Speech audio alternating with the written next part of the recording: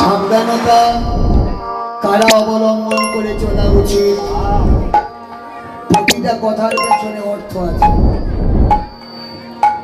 সাবধানতা কে মানবে, কে সাবধানে চলবে? যার বিপদ আছে সে। মানুষ বলে না সাবধানে বিনাশ নাই, তো সে কেন সাবধান হয়ে চলবে? যার ইশারায় সবকিছু হয়, যে চাইলে প্রলয় হয়, যে চাইলে সৃষ্টি হয়, যে চাইলে সবকিছু করতে পারে। একবার যমুনায় নৌকাকে ডুবিয়ে দিয়ে দেখো, সৃষ্টি যখন প্রলয় হয়েছিল, সৃষ্টি যখন প্রলয় হয়েছিল তখন সে কি করেছিল? ভগবান কি করেছিলেন? যখন সবকিছু ধ্বংস হচ্ছিল, ভগবান নিজে 7 দিন ভরা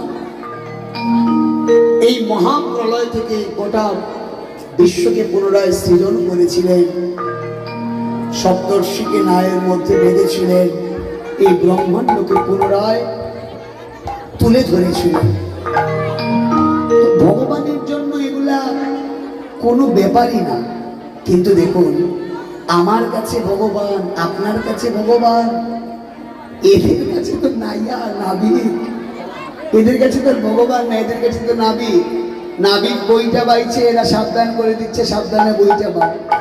কিসের সাবধানতা? মধ্য যমুনায় গিয়ে বলে আমার নৌকা আর এগোবে না। বলি কেন? বলি তোমাদের নীল শাড়ি দেখে, অর্থাৎ রাধারানী কি ইঙ্গিত করছে। কেন? এখানে আরেকটা শিক্ষা।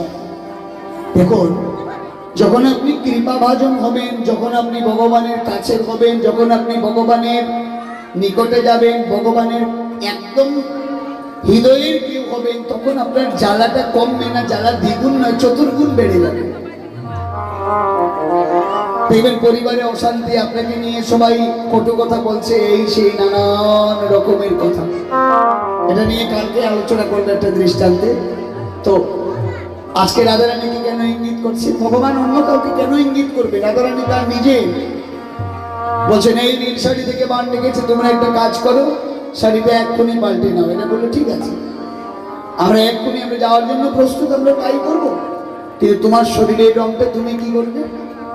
এই শরীরের রং আর শাড়ির বর্ণের মধ্যে তো কোনো ভেদ নাই, এটা তুমি কি করবে? আমাদের সঙ্গে যত ভুল মাগন আছে এক্ষুনি তো সব তোমার মাথায় ঢালবো আমরা। ঢং পেয়েছ? একা নারী পেয়ে যা ইচ্ছে না। কি বললি? তোরা আমার মাথায় ঘুল ডালবি? আমি নাইয়া হয়ে বইটা বেয়ে তোদেরকে নিয়ে যেয়ে তোরা ঘুল ডালবি? বলে হ্যাঁ, অবশ্যই ডালবো। ভগবান বলছেন, শোন, আমি বাধাইব গন্ডগোল, বাধাইব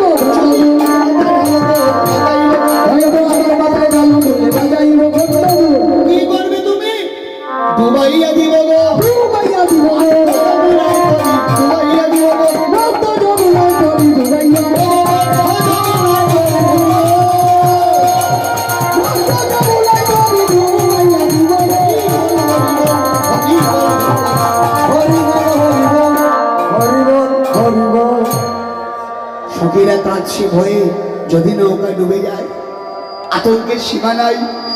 গোবিন্দ বললেন, একটা কাজ করো, তোমরা আমার মাথায় না দিয়ে, আমার মন বলছে আমারও দধি দুগ্ধ ঘৃত প্রসনা এগুলা বড় প্রিয় আমার।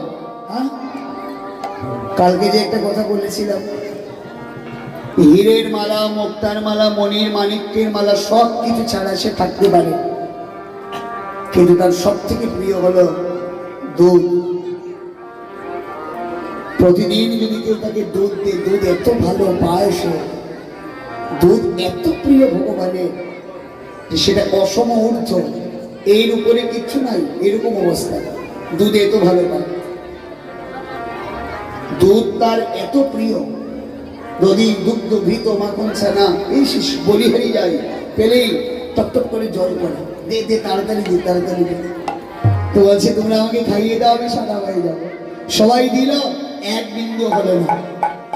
বৃন্দাসখী রেগে গেল, মুখরা অতিরিক্ত কথা বলে, এই নাইয়া মিথ্যেবাদী তুমি, সাদা এক বিন্দু তুমি সাদা বলে না, তুমি এক্ষুনি বললে সব কিছু খেয়ে নিলে, তবুও তোমার পরিবর্তন নাই।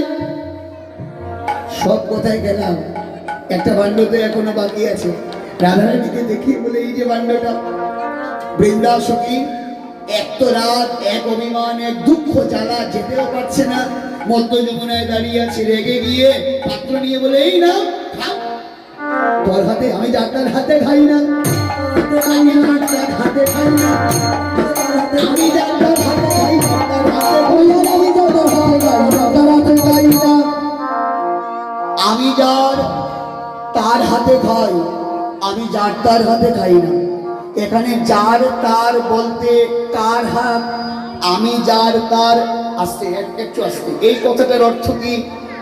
এই কথাটার অর্থ কি? আমি যদি মনে করি আমি গোসাইয়ের ছেলে, ভগবান আমার হাতে খাবে, বাকি আর কারো হাতে ছুবে না, এটা হলো আমি যে মূর্খ তার প্রমাণ, মূর্খতার লক্ষণ। কেন?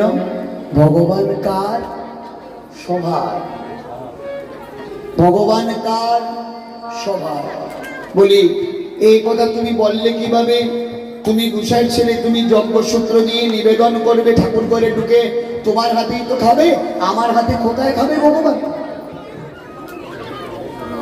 সবররাজ বিশ্ব বসু, বলতে ইচ্ছে করছে আজকে না কাল, সবররাজ বিশ্ব বসু ব্রাহ্মণ ছিল না, সবররাজ বিশ্ব বসু ছিল সবর। এই জগতের সব থেকে ম্লেচ্ছকে জাতি, সব থেকে নিচু, কিন্তু নীলমাধবের হৃদয়ের ধন ছিল সবররাজ। এটা কালকে আলোচনা হবে, আজকে না। তাই বললেন ঠাকুর কার, কালাচাঁদ কার, ব্রাহ্মণের শুধু একা না, কার? যেমন ব্রাহ্মণের তেমন ক্ষত্রিয়, তেমন মৎস্য, তেমন শূদ্র, তেমন চণ্ডাল, মুচিত থেকে ধরে যে কোনো কেউ, কালাচাঁদ তার সবার, কিন্তু সবার তার কালাচাঁদ বলে আমি যার তার হাতে খাই। তুমি চণ্ডাল হতে পারো, তাতে দুঃখ নয়, তুমি নিজ কুলে জন্ম নিয়েছো, তাতেও দুঃখ নয়। তুমি যদি কালাচাঁদকে তোমার করতে পারো, যদি কালাচাঁদ তোমার হয়ে যায়, তোমার জাতের বিচার হবে না, কুলের বিচার হবে না, তুমি কালাচাঁদকে ভোগ দেবে, আর কালাচাঁদ মনের আনন্দে সেটা পাবে। তবে নিজেকে তৈরি করতে হবে, তবেই গিয়ে কালাচাঁদ মেনে নেবে। তো এখানে আমি যার তার হাতে বলতে ভাববেন না আবার শুধু রাধারানীর কথা বলছেন, এগুলো হচ্ছে জগৎ শিক্ষা। হ্যাঁ, যে আমাকে তার নিজের করে আমি তার কাছেই চলে যাই। আজকে সখীরা গিয়ে বললো, রাধে যা কিচ্ছু করার নয়, তুই গিয়ে দে, তোর হাতেই তো খেতে চাই, আমরা দিলে তো মানে না। তো কি করলি? রাধারানী ঘোল হাতে নিয়ে নায়ার বদনে ঘোল ঢালছিল, দুটা নয়নে জল ঝরছে, কাঁদছে। তুমি কথা রইলে রে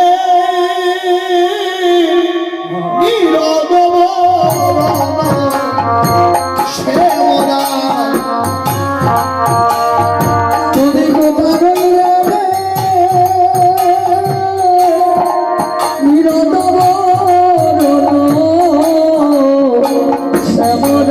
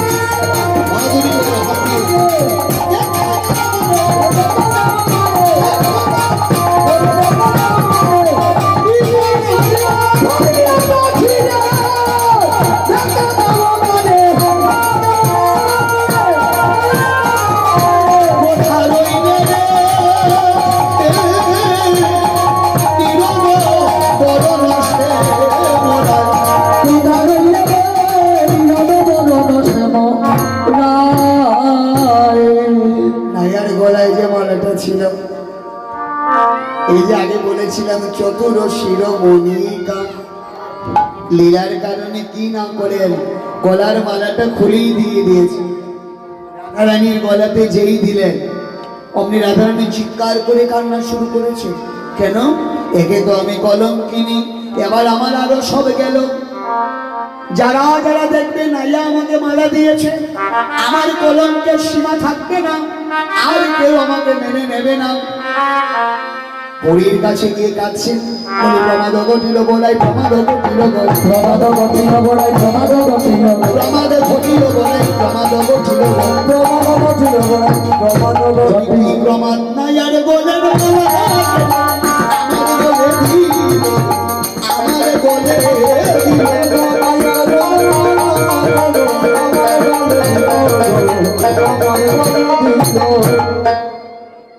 নাইয়ার গলার মালাটা তোকে দিয়েছে? বলে হ্যাঁ।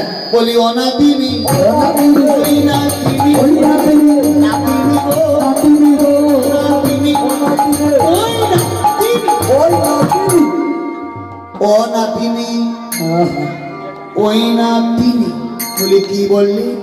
এই সেই সেই এই সেই সেই এই সেই সেই এই সেই সেই এই এই সেই সেই সেই সেই এই সেই সেই এই সেই এই সেই সেই এই সেই এই এই সেই কিছুই তো বুঝলাম না। সম্পূর্ণ পালাটাকে আস্বাদন করে লীলামৃতকে বৈষ্ণব পদকর্তা জ্ঞানদাস বলছে, রাধে গো জ্ঞান দাসে বলে তুমি নাম দিও জ্ঞান দাসে বলে গাইব নাম দিও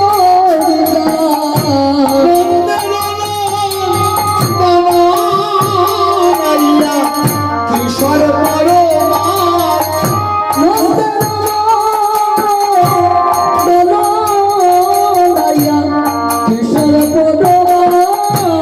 তুমি তোমার বন্ধু বামে দাঁড়াও দেখি, দাঁড়াও দেখি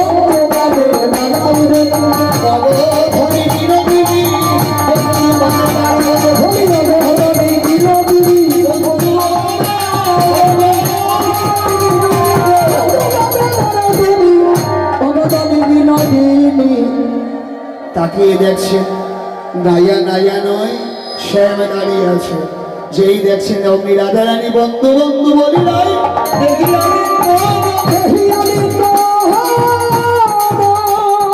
যমুনার বক্ষমাদে রাধা গোবিন্দের যুগল মিলন, যুগল মিলন দাঁড়ালো দাঁড়ালো দাঁড়ালো দাঁড়ালো দাঁড়ালো দাঁড়ালো মানে বিনোদিনী দাঁড়ালো দাঁড়ালো রাধা গোবিন্দের মিলন হলো।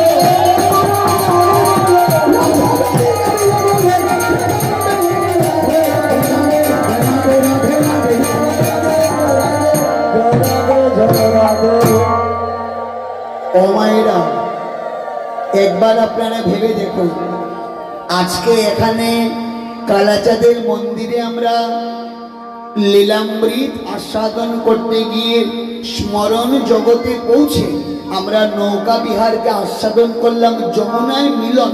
কিন্তু সেদিন যখন যমুনায় মিলন হয়েছিল, এবার অনুমান করুন যমুনায় থাকা জলের মধ্যে থাকা প্রাণীগুলো তারা কত ভাগ্যবান। তারা সেদিন কি করেছিল? তাদের তো আনন্দের সীমা নাই। তারা ভাবলো আমাদের নদী, ভাবলো নদী জন্ম সার্থক হলো। নদীতে থাকা এই জলে থাকা মাছ, কুমির, কচ্ছপ তারা ভাবলো আমাদের জীবন ধন্য হলো।